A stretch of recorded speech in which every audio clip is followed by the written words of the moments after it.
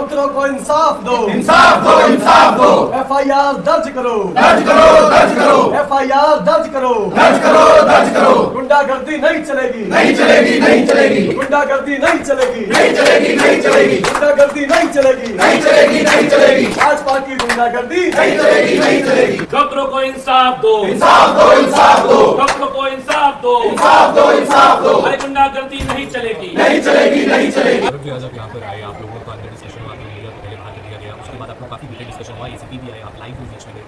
देखिए, हमारा तो मकसद ये था कि जो हो मीडिया के सामने हो, दूध का दूध पानी का पानी हो, क्योंकि हमें जानकारी ये मिली थी कि जो बेचारा इंटर्न डॉक्टर जिसके साथ मारपिटाई हुई, गाली गलौज हुई, जिसके लिए इस अस्पताल के 42 डॉक्टर्स ने लिखित शिकायत एमएस को की कि FIR दर्ज कराई जाए, उसके और उसके परिवार के ऊपर दबाव बनाया जा रहा है, राजनीतिक दबाव बनाया जा रहा है कि तुम्हारा करियर और जिंदगी सब खराब कर देंगे, और उससे कंप्लेंट वापस लेने का दबाव डाला जा रहा है।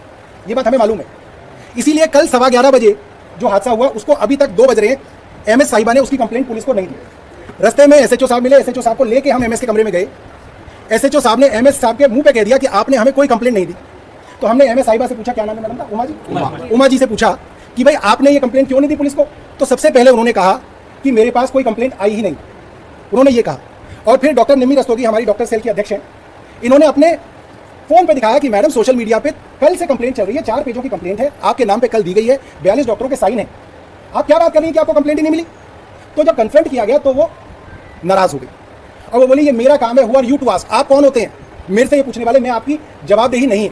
तो हमने कहा कि हम पब्लिक हैं, हमारे साथ इलेक्टेड पब्लिक रिप्रेजेंटेटिव है, MLAs हैं, MLA Tilak Nagar, MLA Burari, MLA Kondli और कई काउंसलर हैं, और अगर डॉक्टरों को आप डराओगे धमकाओगे तो हम पूछेंगे। तो वो बोली कि मैंने इस मामले को एमिकेबली सेटल कर दिया है, हम कंप्लेंट नहीं देंगे पुलिस को। तो ACP साहब भी आ गए। ACP साहब ने भी बोला जब मामला सेटल हो गया है तो आप कौन है, आपका लोकस क्या है? ACP साहब ने कहा। हमने ACP साहब से कहा कि ACP साहब आप मुझे कोई कानून, कोई एक्ट बता दो जिसके अंदर एक MS के पास ये पावर्स हैं कि वो एक क्रिमिनल ऑफेंस को एमिकेबली सॉल्व कर दे। एक शिकायत करता है, एक आरोपी है। क्रिमिनल ऑफेंस बताया गया कि सरकारी अधिकारी को, जो कि उस वक्त डॉक्टर था, उसको गाली गलौज की गई है, उसके साथ मारपीट की गई है, क्रिमिनल ऑफेंस है, नॉन अवेलेबल है। एक MS कैसे उसका राजीनामा करा सकती है? Who give her the power? तो उस पर MS साहब उठ के चली गई।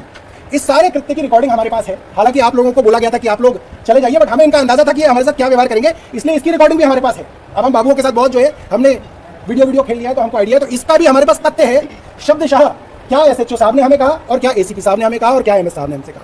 तो दोस्तों, आज RG कार अस्पताल कोलकाता को दोबारा दोहराया जा रहा है। कैसे?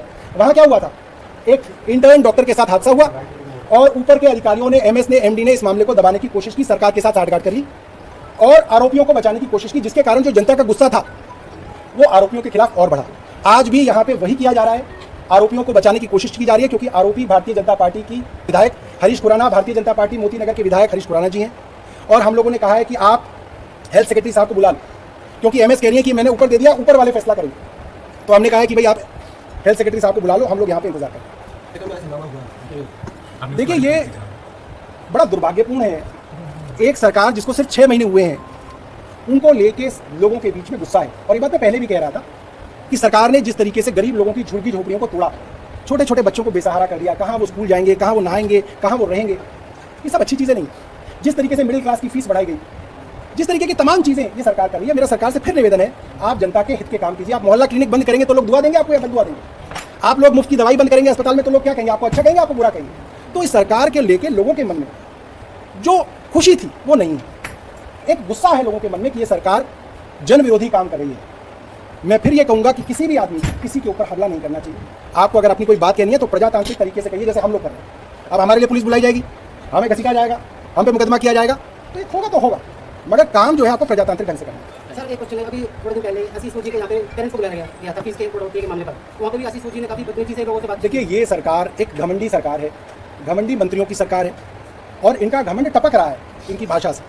आशीष सूद साहब ने पहले तो मिडिल क्लास विरोधी कानून बनाया, जिसमें स्कूल की फीस बढ़ाने के लिए सारे मौके प्राइवेट स्कूल मालिकों को दे दिए। पेरेंट्स के जितने हक थे वो काट दिए। अब बेचारे पेरेंट्स जो है सिविल कोर्ट भी नहीं जा पाएंगे फीस के खिलाफ, और फीस बढ़ती रहेगी। आशीष सूद जी ने अपनी झूठी वाहवाही करने के लिए, अपना ढोल बजाने के लिए एक नकली टाउन हॉल मीटिंग रखी कि लोग आएंगे और उनका बटर पनीर और मखनी नान खा के उनकी वाहवाही करेंगे। अब ये दिल्ली की जनता बटर पनीर और मखनी नान में बिकने वाली जनता नहीं है, ये झुग्गी वाले भी कह रहे हैं, और तुम कोठी वालों को जो है शाही पनीर से खरीदना चाहते हो, ऐसा नहीं होगा। तो आशीष सूद जी बोले उनसे कि ये स्टेज मेरा, ये मंच मेरा, मैं तुम्हें खिलाऊंगा तो अपनी गाऊंगा या तुम्हारी सुनूंगा?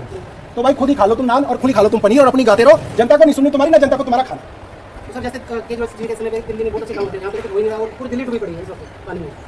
देखिए, ये दुर्भाग्य है कि आज जनता जिस सरकार को चाहती है वो सरकार नहीं आ रही है। चोरी से, इलेक्शन चोरी से, वोट चोरी से सरकारें जो है भारतीय जनता पार्टी बना रही है। मगर अब वो वक्त खत्म हो रहा है, अब जनता जाग रही है और अब इनका अंत जो है, इनकी सरकारों का जो अंत है वो बहुत निकट है। नहीं चलेगी, नहीं चलेगी।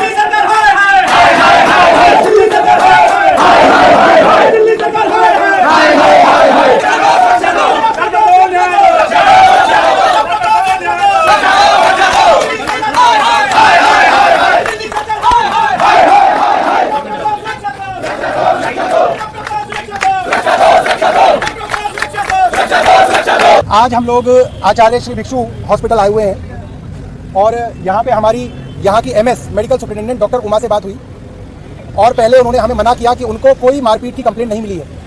मगर जब हमारे साथ डॉक्टर निमी रस्तोगी हैं, इन्होंने अपने फ़ोन पे दिखाया कि एम्स की रेजिडेंट डॉक्टर एसोसिएशन, अलग अलग अस्पतालों की, लेडी हार्डिंग की, दिल्ली की डॉक्टर्स की एसोसिएशन बार बार 40-42 डॉक्टरों की साइन की हुई कंप्लेंट सोशल मीडिया पर चला रही हैं। तो एमएस ने माना कि हाँ, मुझे कंप्लेंट आई थी, मगर एमएस साहब ने वो कंप्लेंट पुलिस को नहीं दी है। वो कंप्लेंट एमएस साहब लेके बैठी हुई हैं। इसलिए मेरा सारी डॉक्टर्स रेजिडेंट एसोसिएशंस आरडीए से ये निवेदन है कि आपका विभीषण आपके प्रोफेशन में ही है। आपको डुबोने वाला आपका ही एक प्रोफेशनल डॉक्टर है। जैसे आरजी कार मामले में था, सीनियर डॉक्टर जो एडमिनिस्ट्रेशन में चले जाते हैं वो सरकार की मिलीभगत से, सरकार के साथ साठगांठ करके जूनियर डॉक्टर्स का शोषण कराते हैं। ये मामला पहली बार नहीं है। आज से कुछ महीने पहले अंबेडकर मेडिकल कॉलेज के अंदर 2 छात्राओं का शारीरिक शोषण किया गया उनके प्रोफेसर द्वारा। उस बात को भी मुख्य सचिव और स्वास्थ्य सचिव और उस हॉस्पिटल के प्रिंसिपल ने दबा दिया था। हमने उस मामले को उठाया और उसके अंदर प्रोफेसर को सस्पेंड कराया। वहां भी मिलीभगत सामने आई थी। तो मैं तमाम डॉक्टरों से कहना चाहता हूं कि आपके प्रोफेशन के जो लोग सीनियर पोजीशन पे पहुंच जाते हैं उनको अपनी रीढ़ की हड्डी सीधी करनी पड़ेगी। उनको अपना आत्म स्वाभिमान बेचना नहीं है, अपने जूनियर डॉक्टर्स के साथ, इंटर्न्स के साथ खड़े होना है। अगर आपके ही प्रोफेशन के विभीषण सरकार के साथ साठगांठ कर लेंगे तो जो जूनियर डॉक्टर हैं, जो बेचारे इंटर्न हैं, जो बेचारे जेआर हैं, जो बेचारे रेजिडेंट्स हैं, उनका ये शोषण होता रहेगा। आरजी कार मामले में भी ऐसा ही ऊपर के लोगों की मिलीभगत से था। आप लोग जो आरडीए है उन्होंने बहुत संघर्ष किया, अलग अलग जगहों पे अपना उन्होंने प्रतिशोध सोशल मीडिया पे डाला। मगर आप सबको मालूम है ये पूरी की पूरी व्यवस्था भारतीय जनता पार्टी से डरी हुई है। सहमे हुए, डरे हुए लोग हैं।